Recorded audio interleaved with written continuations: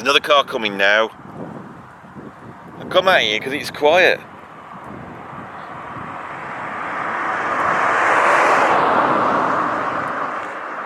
Hello and welcome to this video. On this video I'm going to be going through the 10 greatest British progressive rock bands as part of my English Aesthetic Week.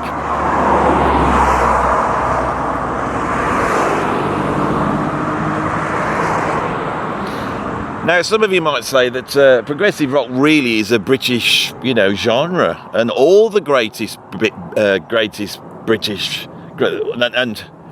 and all the greatest prog bands are British. I don't like this outside filming. It's better back in the studio. I've got no control. But do you like the view? Anyway, that's the whole point. I'm going to give up on this one. That's the whole point here. Is to what? It's a train. Yeah, there's a train. They can't see the train. Do you want to have a look around? You go out the way, Grace. You don't want to get in on my video. This is the personification of the English aesthetic. Rolling hills and a patchwork of fields. You're not looking at true nature. You're looking at the negotiation of nature with the very old idea of civilization.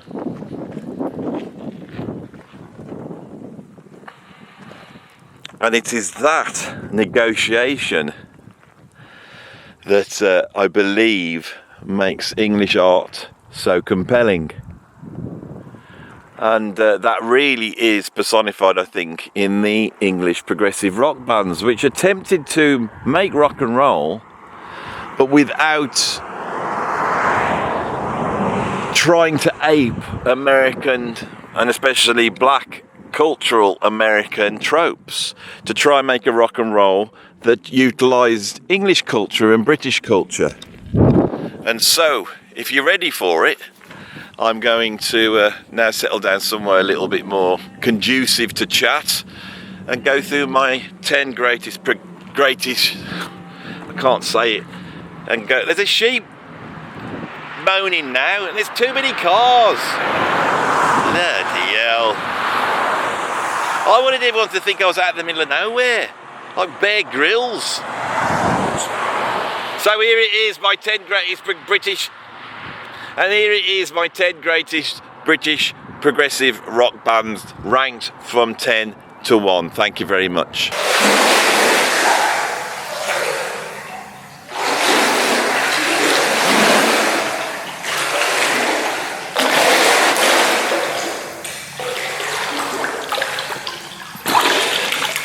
Number 10.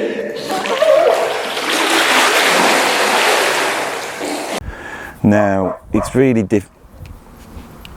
so my dog is he's up on the balcony over there. I thought I could create something, rustic and ethereal by sitting out here, but my dog is barking at another dog who is playing with a ball over there. So if you hear, hello there. This was a quiet spot, but never mind. Let's try and keep going. So, IQ for me are not only the greatest of the neo-prog bands, but also were my employers from 2005 to 2009-ish. I left IQ in, I think it was January 2009, a 4-year stint, which I enjoyed very much. For me, neo-prog, if we're talking about British progressive rock, is so important to the British progressive rock scene. Prog was a dirty word in the 1980s. Probably the most unfashionable, uncool music form known to man. Punk had taken over and spawned all these new wave bands. And then, in a most British and ironic way, out of that punk scene came these sort of do-it-yourself progressive rock bands. All bringing a different thing to the mix. Marillion went on to become the stadium filling, chart hit making progressive rock band, and in a way being even more successful in my country than the earlier progressive rock bands had. But there was also something really interesting about the other bands. I was a big fan of the new wave of British heavy metal. By the time in 1983 these neo-prog bands started to emerge, Kerrang, which was the magazine sort of promoting the new wave of British heavy metal, was really a champion for all things untrendy and unfashionable. A little bit like my sweatband that I wear specifically to do this video. You know, I've picked this specifically because I think the white headband says something about the 1980s, which for some reason has just not come back into fashion. And Kerrang started to champion these bands, and us heavy metal fans sort of saw this as almost like a side wing of the new wave of British heavy metal. Those bands being 12th Night, Palace, Pendragon, IQ and Marillion. Solstice, who else was around at that time? I'm sorry if I've missed any, because I feel like there's a few others that I've missed. I was a fan of these bands. For me, back in the old days, the ones who were a little bit heavier were more to my liking, which would have been Palace. IQ, however, back then had this sort of do-it-yourself punk sped-up approach to Genesis, which was quite compelling. But as the major label deals came their way, and they started to write tunes that they thought might be more conducive to that sort of MTV era, a lot of these neo-prog bands lost their way a little bit. And I think IQ did somewhat around about the albums Are You Sitting Comfortably and Nomzamo. But after that, they were, at the same time as Marillion, able to grab their own fan base and really create what became the way bands now do business. Their own label, fan funded, you know, they had expanded on their sort of fan club into something that was self-contained. And I think from that point on in 1991, IQ have released a series of albums which are just such high quality, they haven't put a foot wrong. They really have, you know, whether it's Ever or Subterranea or Seventh House, you know, or Dark Matter. All these albums are really incredible, and I was so proud to be involved in the album Frequency, which I also think is a fantastic progressive rock album. So I can't tell you how much I love the band. As you can tell, a lot of bands I've been in, I've left in more, you know, less favourable, you know, situation, I suppose. With IQ, I haven't, and I have a great fondness for the guys in that band and the music they made and our time together. So that's what we've got at number 10.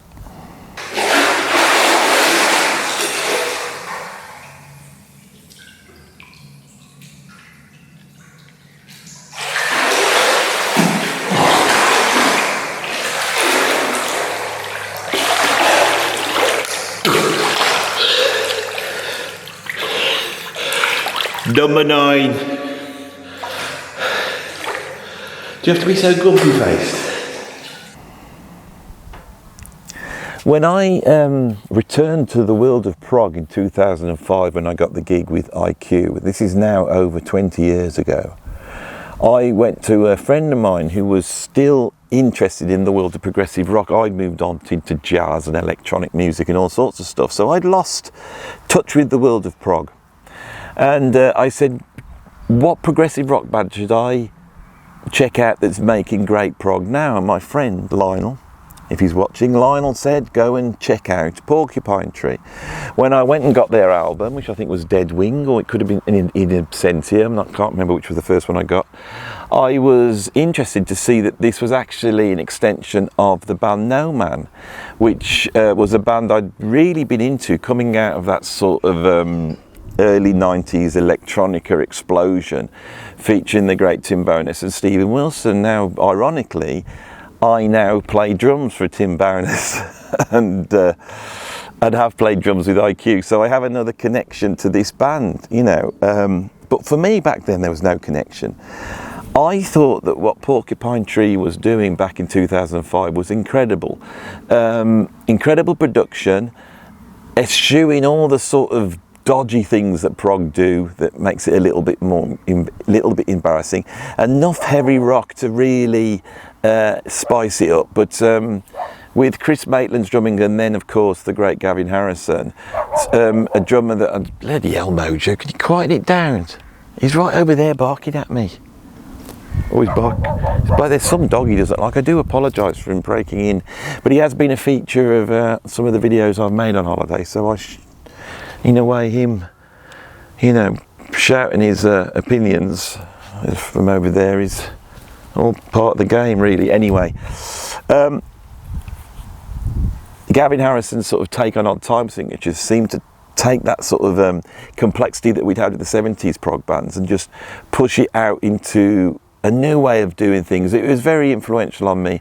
Stephen Wilson, back then, his vocals weren't as strong as they were now, and there was a lot of opposition to him in the same way that singers like Geddy Lee got opposition. This wasn't the biggest prog band in the world back then, but you could see how they built up that following, and I include Stephen Wilson, I suppose, in this placing here at number 9. I really do think they're one of the greatest British progressive rock bands of all time. And again, an incredible run of albums. I think both IQ and Porcupine Tree have made more greater albums than some of the sort of classic prog bands that we're going to have on this list later on. So that's who I've got number 9, is Porcupine Tree.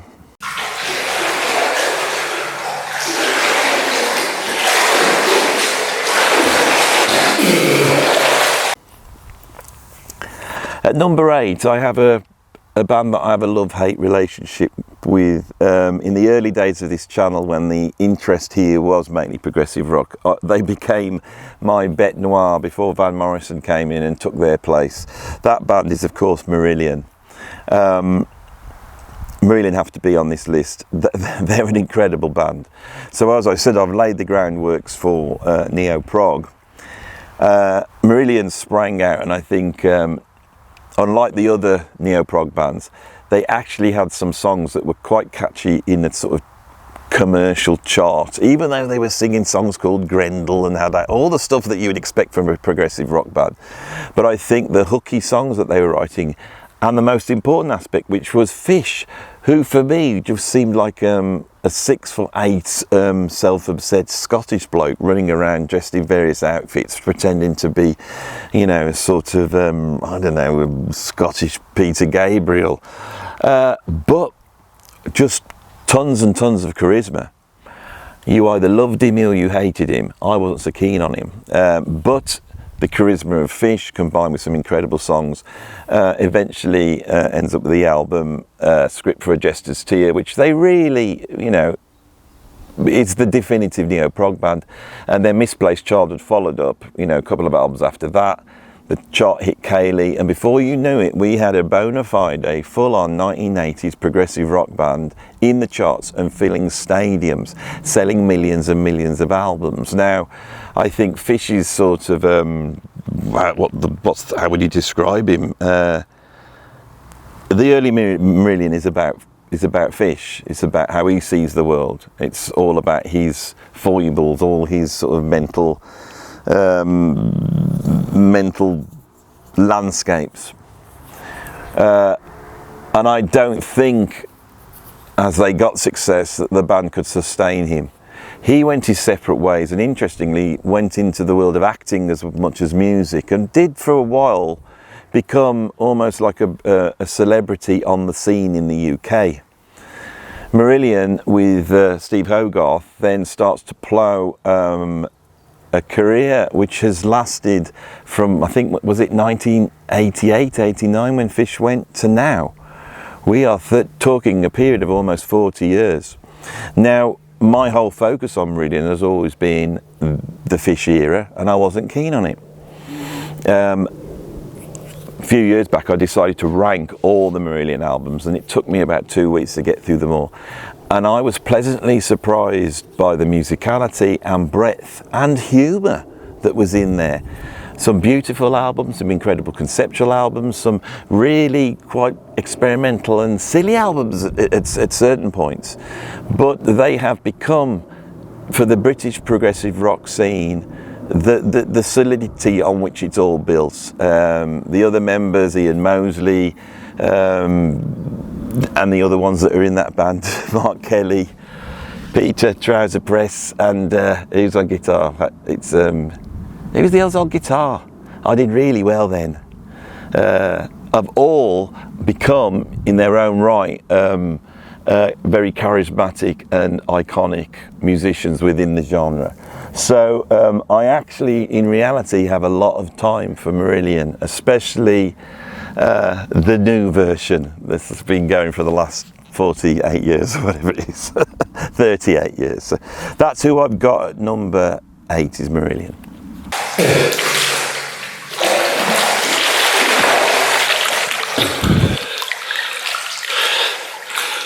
Number 7. Is that the right number?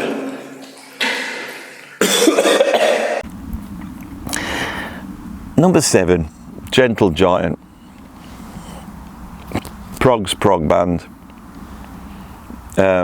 Emerging pretty early on. I think prog is in flux between 67 and 69. King Crimson comes in and people think that album really just invents prog. It doesn't. But what it does, I think, is inspire a lot of bands to become more experimental, to be more true to their musical aims. And for a bizarre reason, the music industry supports this, and for an even more bizarre reason, some of these albums start to sell. In Gentle Giant's case, they sell, but not in the numbers of a Jethro Tull or a Yes. But with their 1970 album, self-titled Gentle Giant, they start to explore something which is at odds with the sort of pop band that they were before, the sort of Simon Dupree band with their hit single Kites.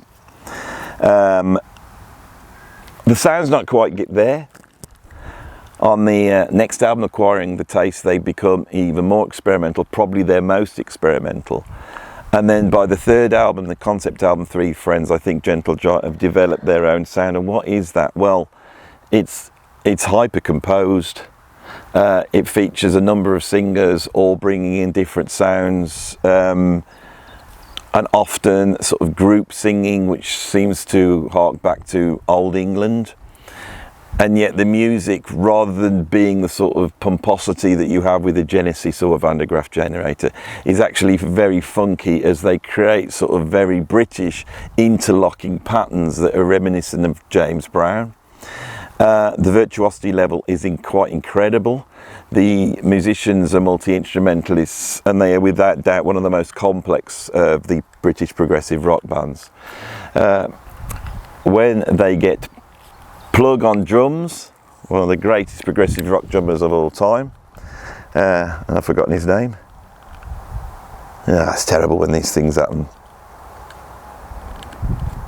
But with the addition of Plug on drums, he decides to take the path of least resistance, a lesson that I learnt in playing progressive rock. So if he can hold the groove down, he will. And my God, can he hold the groove down? Oh God, how could I have forgot this guy's name? This is pathetic. You're going to have to do an edit here, Andy, and find out this bloke's bloody name. Bloody John Weathers. With the addition of John Weathers, they create their second masterpiece, because I think Three Friends is a masterpiece. The second masterpiece, Octopus. And then from that point on, up until perhaps the album Freehand, Interview, those are all masterpieces. If you want to go and buy a Gentle Giant album, you can buy any of those albums.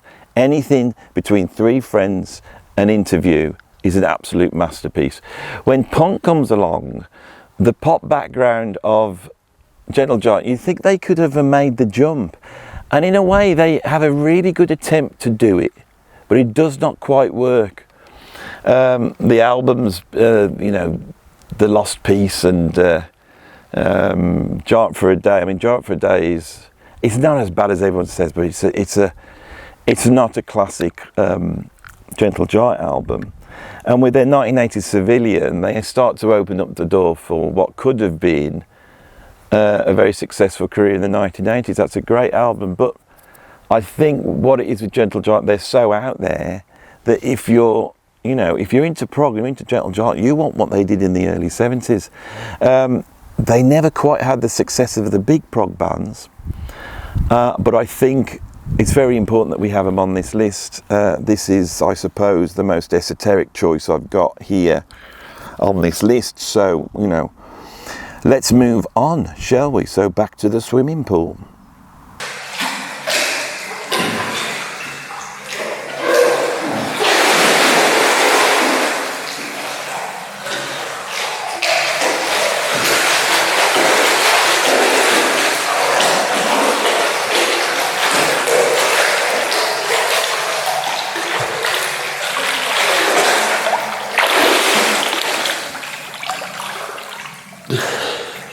Number 6.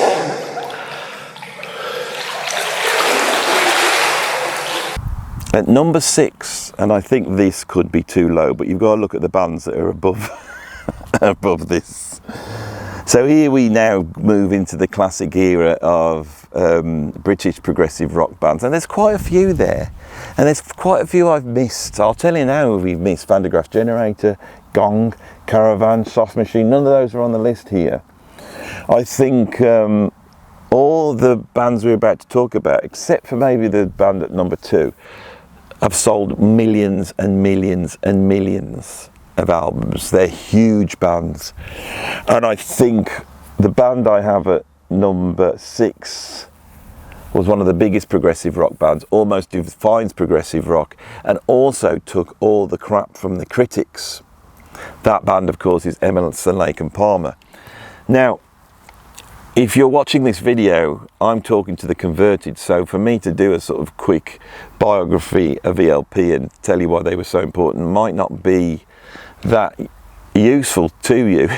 So maybe for these bands now, I'm going to try and add a new opinion.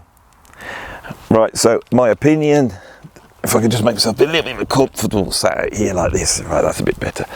My opinion about Emerson, Lake Palmer is that I think they are ripe for re-evaluation. Here is a band brimming with musical talent, with tons of charisma. All three of them were good-looking blokes, all sorts of parading a sort of rock excess in their own way. Greg Lake, a beautiful voice, not a voice I personally find, one of my favourite voices, but a great singer, a great writer of pop songs. They've got it all, okay? Their first album, which also comes out in 1970, that key year for prog, the self-titled Emerson, Lake and Palmer, is as dark as anything that King Crimson or Van der Graaf Generator made. It's a monumental album. But I sometimes wonder whether at this point ELP realised early on the limits of prog. The fact that it was pretentious and overblown. Now another band that does this is Jethro Tull.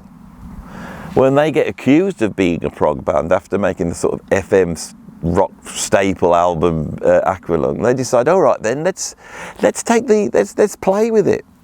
But I wonder whether ELP decided to, rather than go down the pomposity and dark route that Van der Graaf Generator were going to sort of explore, that they would temper that with a sense of humour, with a sort of British silliness, with an irony, which they actually do brilliantly. Now, if that's the case, we do need to reevaluate these albums. They make a series of albums, all doing all sorts of different things. Tarkus, with its sidelong epic, which is compositionally, I think, greater than even Close to the Edge. And there they are, a year or so ahead of the game. They make comedy stuff, they do sort of pastiche stuff, they have elements of Americana in, and elements of boogie-woogie piano, even a little bit of Mrs. Mills every now and then. And also, they are the band that really successfully combines classical music with rock. I am stumbling through this evaluation because there needs to be a re-evaluation. And I think, you know, the last surviving member of ELP, Carl Palmer, I really feel the only way to reevaluate this is for there to be a conversation with him. I wish you could get all three of them together, because these progressive rock musicians were the most talented musicians of their generation, and yet rather than sell millions of records and make all these classic records which are still being listened to now, rather than get the sort of respects that you would expect, rather than being put into sort of the John Lennon, you know, or Neil Young category, where the critics feel that they can do no wrong, this band has been maligned on every single level. Now, would I rather listen to Love Beach than any Neil Young album? Of course I would. So this band needs a re-evaluation, and you're not going to get it here, but you are going to get it on my channel, so watch out for that. Right, let's go back to a less clothed Andy swimming up and down a swimming pool.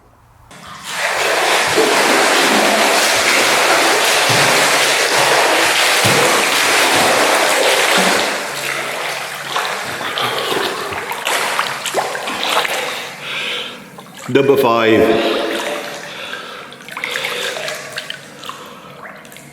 Again, this is low on the list, like ELP, and only really because these bands are so incredible. Here is a list where we're only looking at British bands, and we're only looking at progressive rock bands. And at number 5, I have a band which many people will be quite happy to see in the top 3 of the greatest bands of all time. At number 5, I've got Pink Floyd. Now, how much of the time are they a progressive rock band? I think that's the first question. They start off as a psychedelic pop band with Syd Barrett. Then he goes AWOL. And then they sort of thrash around, making sort of weird electronic music and trying to negotiate a way of writing songs without their songwriter, which they eventually do. When they do it, they're able to create Dark Side of the Moon, not only one of the greatest progressive rock albums of all time, but one, I think, the greatest album ever made.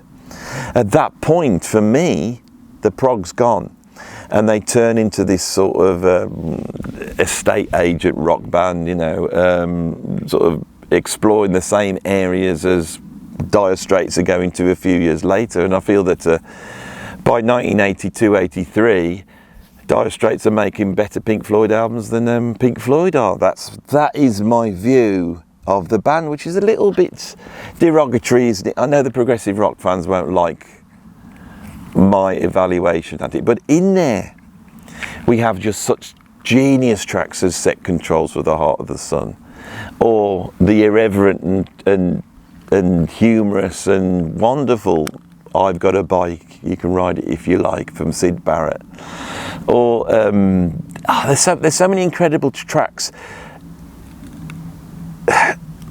And that pre-Dark Side of the Moon Pink Floyd, if you cherry pick it, which of course they do on Pink Floyd Live at Pompeii, it is an incredible array of music, incredible. Pink Floyd at Pompeii, I believe, is their finest moment, because not only is it a recording, it captures their live show much better than, say, the stuff on the Gummer does, but most importantly, aesthetically, it provides this aesthetic, harsh, timeless sort of style, which elevates Pink Floyd above the sort of pretty flora and fauna of the other progressive rock bands. There is an aspect of the Greek chorus in Pink Floyd. This is something that I don't think has been stated before.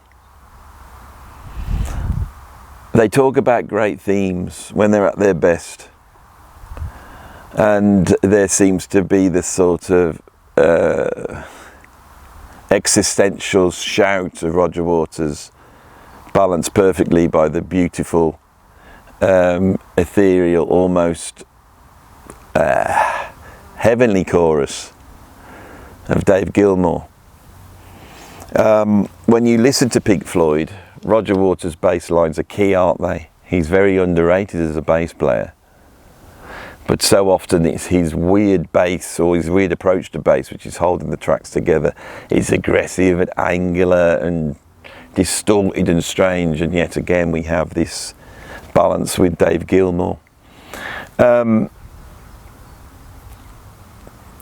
often said that the greatest art embodies a dichotomy that we all sort of understand on a sort of subconscious level. I think Pink Floyd had it. Once Syd Barrett had gone, what you should have had was Syd Barrett at the front as a sort of iconic character, and then behind the scenes that was in the music. That often happens, but taking him away, they were damn lucky to have that. And also backed up by two of the most beautifully subtle musicians in the history of rock music, Richard White and Nick Mason. I would kill to be able to fit into a song in the way Nick Mason does. It's absolutely beautiful. So, you haven't heard me go on about Pink Floyd like that, but yes, I think that dichotomy, which is personified in the almost sort of Greek chorus-like structure of that band laid bare. You know, the big sort of question mark that was in the middle of it, which is the absence of Syd Barrett, who then sort of appears ethereally on I Wish You Were Here, or Wish You Were Here if you were going to say it with the proper title, Andy. Once that's happened, the band's done.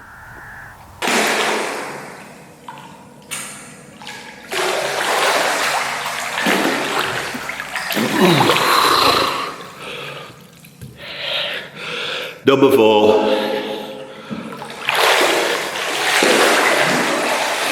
Number 4, Genesis. I made a funny noise then. Did you notice? I went, oh, Genesis. The progressive rock fans that I know, working in the world of progressive rock, I know that for many, progressive rock equals Genesis. And if a band sounds like Genesis, then they're progressive rock. Okay? And that sound that they point to is the Peter Gabriel era Genesis. Now, I've spoken about this band so many times on this channel. What can I add to it here? Well, I'm not finished because recently I struck up a friendship with the comedian Al Murray, who's also a huge Genesis fan. I'm also in contact with Steve Barney, who's an incredible drummer, who's drummed with everybody from Anastasia to Jeff Beck, an incredible drummer, and he's also a huge Genesis fan. When a lot of the sort of new romantic bands were coming out, when you start to look at a lot of the electronic bands that were coming out, when you really pin these guys down, they were Genesis fans. Genesis fans are like, they're their own breed, and I haven't spoken about this. And it would be very easy to say they only really like the Peter Gabriel era. But the true Genesis fans aren't like that. The key musician here is Phil Collins, who a true Genesis fan understands is an absolute genius. Genesis are three posh boys making posh boy music until the more down-to-earth Steve Hackett and Phil Collins rock up in 1971. Nursery Crime, the sound is completely changed. And they explore this sort of whimsical, weird Lewis Carroll-like take on rock and roll. One half of its foot in the sort of classics and historical literary subject matter that's you would have studied at a private school, but balanced by the sort of angular rock guitar of Steve Hackett and of course the funky soulful drumming of Phil Collins. one of the bizarrest things in rock history is the fact that when Peter Gabriel goes, right, and that should have been the end of the band. Usually that's the end of the band, isn't it? They get through that by bringing Phil Collins out front, but Phil Collins just doesn't just do the job. He then goes on to become the biggest artist of the 1980s, along with Michael Jackson, Prince. How the hell do you get your head around this? And what's easy is just to discount the 1980s stuff, and maybe that is the mistake. And if ELP need a re-evaluation, maybe I need to do an evaluation of everything from Abraxas, everything from Abacab on.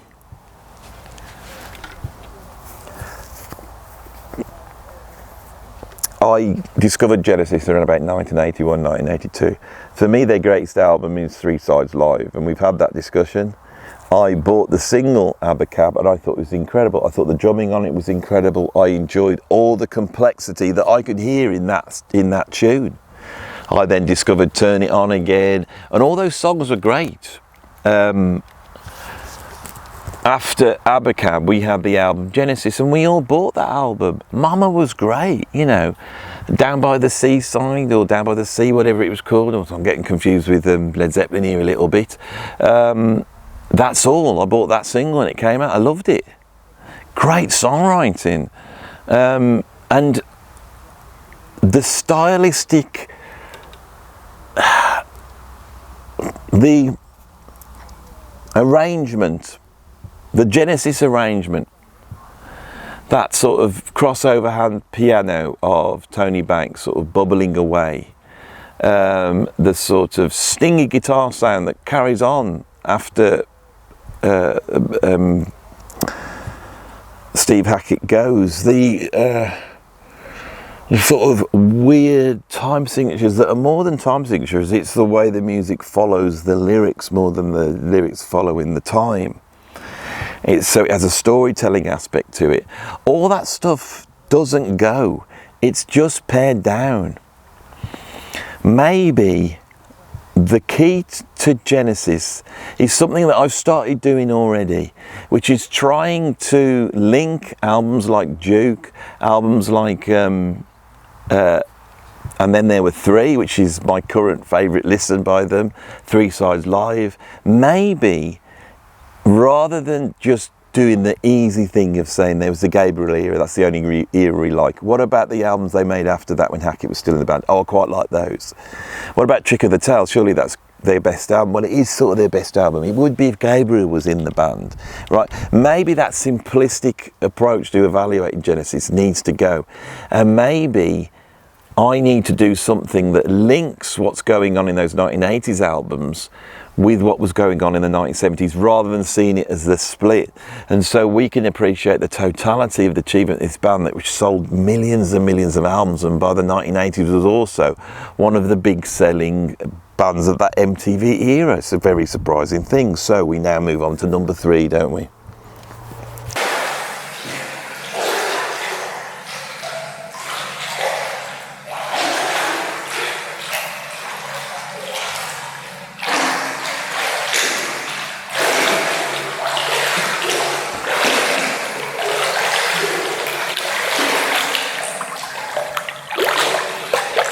Number 3.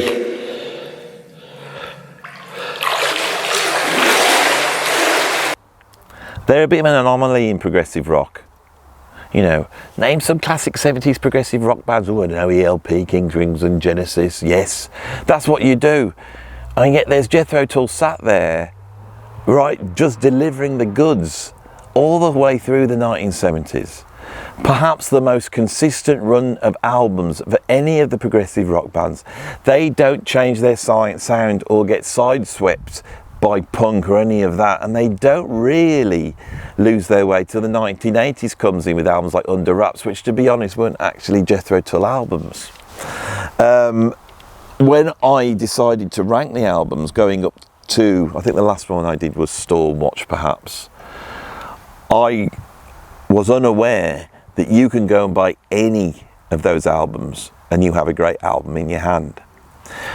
Jethro Tull obviously are there earlier on. They're like Pink Floyd, and they're sort of, again, Fleetwood Mac are in the same category, as are Led Zeppelin and Free to a certain extent. They are British blues bands exploring what it is to be playing the blues when you're a British, and in this case probably educated English gentleman. Jethro Tull with Ian Anderson, I think he grasped this earlier on than anybody else. Their first album, which is a blues album pretty much, you know, the fallout with Mick Abrams, he's booted out, and then Martin Barr comes in, and Martin Barr is malleable but a genius. He's young, malleable and a genius, and a lot of the musicians that come into that early Jethro Tull band are like that, with the exception of Glenn Cornick on bass, who is a true rock star. He doesn't last long, and then, you know, they got, is it Jeffrey Hammond or whatever his name is, who sort of was a childhood friend and really wasn't a bass player. I sit and listen to what he's doing on bass. It's astonishing, because the thing is as they move to this more storytelling, literate approach to rock music, we end up with this sort of almost like an inverted rakes progress in Aqualung, this sort of view of the bottom of society, but in this case seen from the bottom of society. And Aqualung sits there, you know, wrapped up in his sort of horrible jacket, in his snot, you know, over his clothes and all that, seeing the world almost from a sort of Nietzschean Zoroastrian point of view, and created what is one of the great FM rock staples, jettisoning this band to stadium rock level. They become huge. Ian Anderson becomes the sort of de facto, you know, leading light in this band. Then decides to turn to progressive rock almost out of a sort of English irony. And from that point on, Thick as a Brick, Passion Play, Minstrel in the Gallery, right? These albums are incredible, and as it moves through, they seem to successfully marry a sort of almost medieval idea of the English aesthetic with rock music.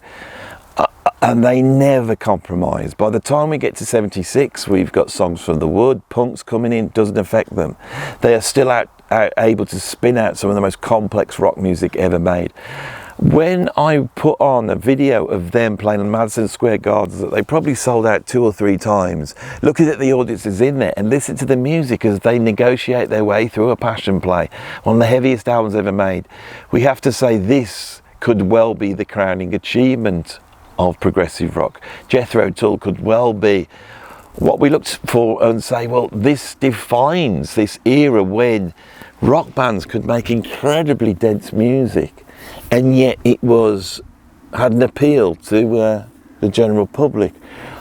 I could only hazard a guess that Jethro Tull took that audience and took them with them, and so they all sat there listening to Passion Play Bermuda, as I did, you know. And that bit with the hair that lost his spectacles, and I love that bit, by the way.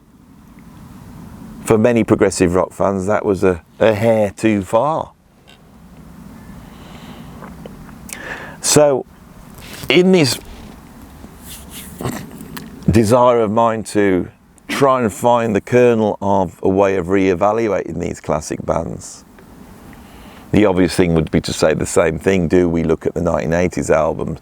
You know, by the mid-80s they were getting the Grammy for the greatest heavy metal album, beating Metallica and all that type of stuff, you know.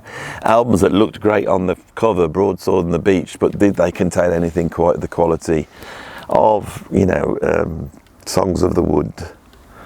I don't know. I don't feel like re-evaluating the 1980s is the thing that I need to do with Jethro Tull. The question for me is why this band is not seen as the greatest progressive rock band. And why did I not see them as Britain's greatest progressive rock band? Why?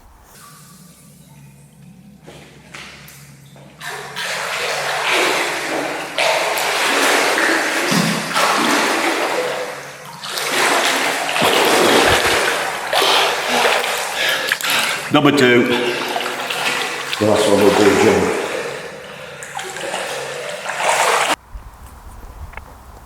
one of my favourite bands of all time. Very easy and quite shallow to say, well, they invented progressive rock with their debut album, In the Courts of the Crimson King. They definitely did on 21st Century, Schizoid Man. The tune In the Court of the Crimson King has a sort of regalness that we could associate with progressive rock. But after that, the rest of the album sounds like stuff that's been produced by many other bands at that time. And for me, they explore this area of sort of British cocktail jazz stroke, you know, English literary explorations, which for me, if they'd have stopped in 1972, I probably would not have even known about them. I would have checked them out and it would have been like me checking out Van der Graaf Generator. There was nothing there for me. For me, King Crimson then really starts in 1972. This is a strange thing to say, but with the addition of Bill Bruford, King Crimson from this point on exist for me not as the band that created progressive rock, but the band that understood its demise. And with these albums, Starless and the Bible Black, Lock, Stock and Aspic, Red, USA, those 4 albums explore something which isn't progressive rock. It would be very easy to say, well, is it prog metal? No, no. It's dark. It's dark like the Mahavishnu Orchestra was dark. But it's spikier than the Mahavishnu Orchestra. And then Fripp's gone. When he comes back again, he reforms King Crimson and brings in this sort of a new take on progressive rock, which is somewhere between Talking Heads and a gamelan ensemble, with a little bit of Steve Reich and Philip Glass thrown in. And 3 albums again are made, which are rapidly becoming absolute classics. I think there's a whiff out there in the sort of the musical culture, especially with the new Beat Band going out, featuring Steve Vai and Danny Carey alongside Tony Levin and Adrian Belew, that those 3 albums are key. And I think they are. I saw a post on Facebook the other day, someone had put up the Discipline album and go, is this the greatest King Crimson album? That's a hell of a thing to say. For me, Red is one of the greatest albums ever made, and the track Starless is one of the greatest epics ever made. But I know what they mean. But for me, what I find strange is the inability to take all 3 of those albums. For me, Discipline's great, but Beat is an upgrade. Right? And the dichotomy that is slowly emerging, which is the angular sort of noisy King Crimson against the sort of almost like pop band King Crimson, because Adrian Belew had a hell of a voice and ability with to produce a hook or two, is then explored in an almost schizophrenic fashion with 3 of a perfect pair. I think I need to do an evaluation of those 3 albums, and I need to explain that it's not just about Discipline. It wasn't just Discipline and they made 2 albums that weren't quite as good, and if you think that, you're wrong, and I will prove it on future videos. They come back then after the grunge era, grunged up. They bring out the EP Vroom, which just blew me away. Then they brought out Thrack. And then for me, the defining album of that period was Thrack Attack, the sort of live improvised album. The live album Baboom is incredible, and that's where all the juice was for me, much as I loved Thrack. And King Crimson have then existed in various strange concoctions until the much vaunted last tour with the 3 drummers. Something that for me, no album's been produced really definitive from that band. It was a looking back rather than a looking forward, and it's almost like a band that relates to King Crimson wasn't King Crimson. I feel that the Beat Band that is out there at the moment relates more to King Crimson. Robert Fripp always felt that King Crimson was a character resembling, I think, Gurdjieff's Beelzebub. And I think that is something that needs to be brought to bear on these 3 phases of King Crimson. Of course, the Discipline era comes after Fripp spent a couple of years in sort of a strange, what would we call it, monastic retreat under the not guiding eyes, but at least the guiding vision of J.G. Bennett, who Fripp apparently only ever met once. And so profound was it that when you watch the documentary, you know, In the Court of the Crimson King, which is far greater than anything the band actually did, that documentary, that tour, brought Fripp to tears. I'm going to come back and have a go at those 3 albums. That's what I'm going to do. So we come to number 1. And with number 1, we need to make a big splash, don't we?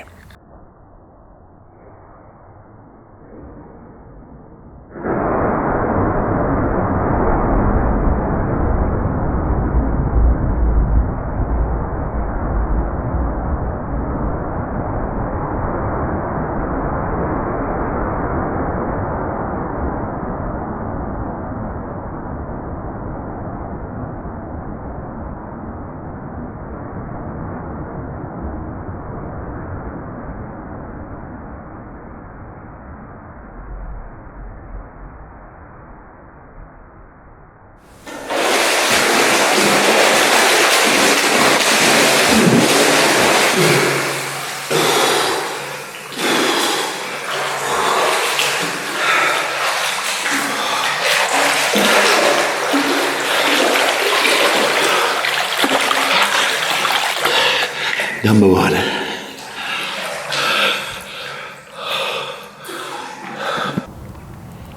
And what am I going to say? For me, Yes is my favourite progressive rock band. They define prog for me. What prog is like: long tracks, ethereal on the one hand but rocking on the other, conceptual ideas that you can't quite grasp, tracks that go on for 20 minutes, lots of odd time signatures. You know, that's what prog is. Yes do that better than any other band for me.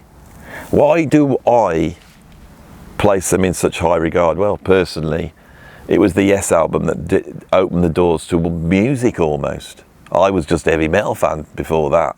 When I got the Yes album, the possibilities of music were laid there before me. And what an album to get to start off with, because you go do the Yes album, then you get Fragile and it goes up a gear, then you get Close to the Edge, and my God, it goes up a gear, and then you get Tales from Topographic Ocean, and it goes beyond any gears that you can really consider. You don't even know where you are with that. And then you get Relayer, and it's like that sort of, at that point when I was buying Relayer, I got into the Mavish Yorkshire Weather Report, and I was into the whole jazz fusion thing, and Yes seemed a little bit passé for me. I wanted some brutal, violent improvisation. And then they were doing it. You know, Patrick Moraz all over like 15 keyboards. Right, then they go away and make their solo albums. A brilliant thing to do, as the band needs to express itself individually. They go and do that. And that provides a whole bunch of sort of esoteric Yes to explore. Obviously, albums like Ramshackled by Alan White are about as far removed from Yes as they possibly can be. But with the Steve Howe album, obviously the first couple of Rick Wakeman albums, which are fantastic, and Fish Out of Water, and especially John Anderson's solo album, first solo album. I'm sat here editing this at the moment, and I thought I would jump in and finish off this video with a different set of thoughts, because as soon as I got to John Anderson's Elias of Sun Hillow, I thought, well, that album doesn't rely on virtuosity. The tunes are epic, but not in the way that Yes's tunes are epic. Actually, what we have with Elias of Sun Hillow is almost like if you were to bottle prog, the essence of prog is on that album. And one of the things I'm starting to think is that what makes musical genres or styles or bands so great is absolutely their essence, and to try and describe their essence is ephemeral, because essence is actually an aesthetic idea. and cannot be grounded, it cannot be analysed, it cannot be constructed or deconstructed, because it is aesthetic, and the only components we have to judge essence are aesthetic ones, i.e. art, music, and all the sort of things that deal with the creative side of human existence. Now, I'm jumping in on this video and adding a very intellectual aspect to it, but one of the things that I became aware of, especially when I got to the classic prog bands, I thought, well, yes, has this sort of John Anderson essence, which I think makes things prog. Okay, if John Anderson's on it, it's prog. It's sort of related to rock and roll, and of course John Anderson played a part in the scene in London pre-Yes. He was part of the scene that creates rock music, but a lot of those musicians at that time all bring their own take to rock and roll, and with John Anderson it's a very ethereal and less alpha male approach to rock music. It's very interesting. But if we go through these sorts of preeminent bands that we've just covered, we can see that Genesis are bringing this sort of surrealism, English whimsy, Jethro Tull are bringing in this sort of medieval English aesthetic. Pink Floyd are bringing a sort of idea as the album being more than just the band, containing sound effects, voiceovers, electronic experimentation, and that can be weaved together. An idea that's pushed even further by someone like Mike Oldfield. And when we start to pull all these things together, we have the parameters that make prog. But obviously, with these bands we've just looked at, the essence of each band is entirely different. King Crimson, of course, are the existential, detached from the world, innovators, creators, searching for some sort of alternative. It's a search that I've been on all my life, trying to find some meaning, but outside of the normal roles that religion play. And this is the thought I just had. I'm going to explain it now on this video.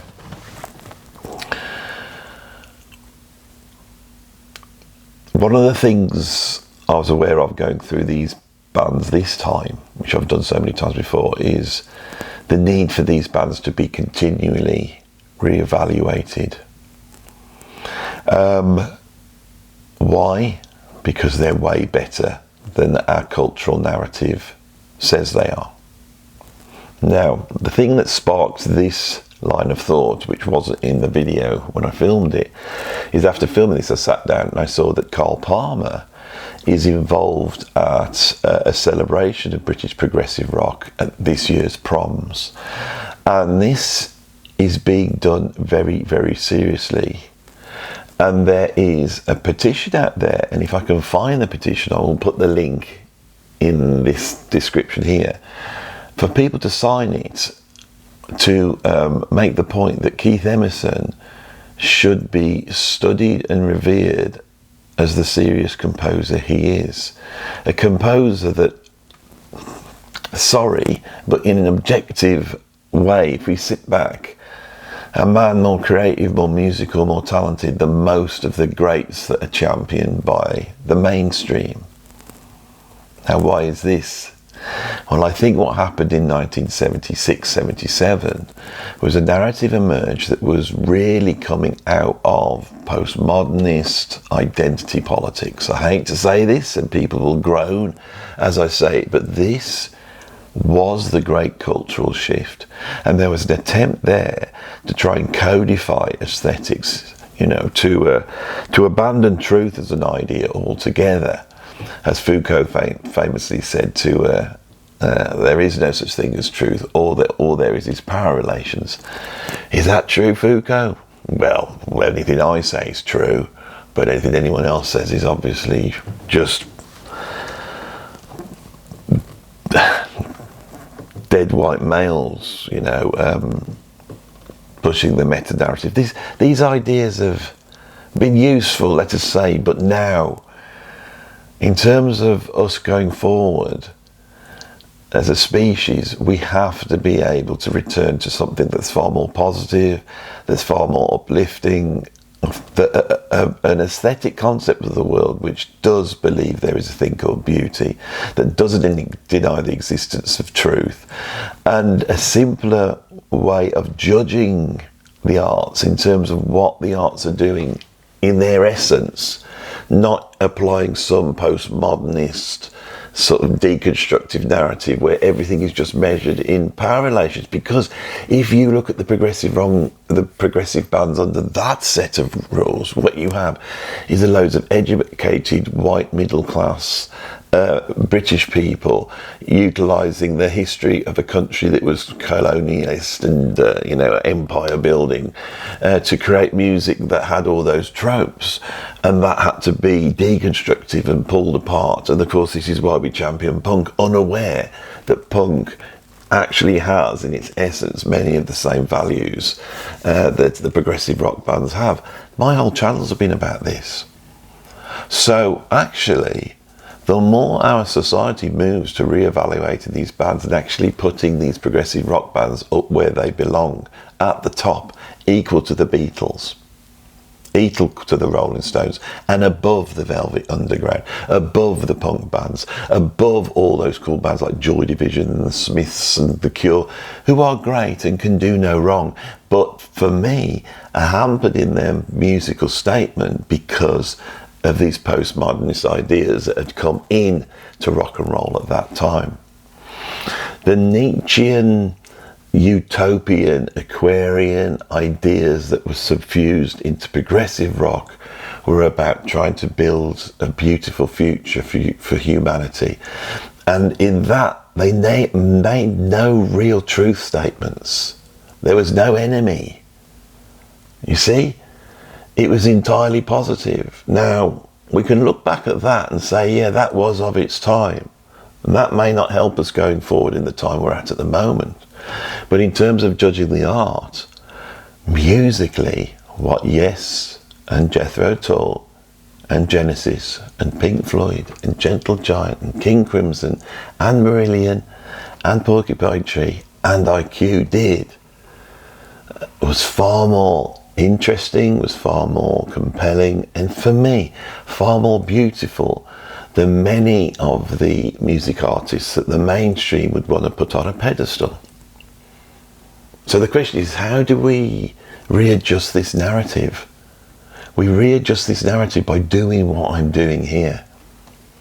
It's all well and good to do the 10 greatest British progressive rock bands, and I know people will come and watch it and they'll want to see it, and that's what you've all done, and that's what I was doing, and I know this is sort of money in the bank. It's like a good solid YouTube video, but it has to move towards a point where a point is made, and what we're actually doing is incredibly positive here. So it's my belief that we have to completely deconstruct the deconstructionist.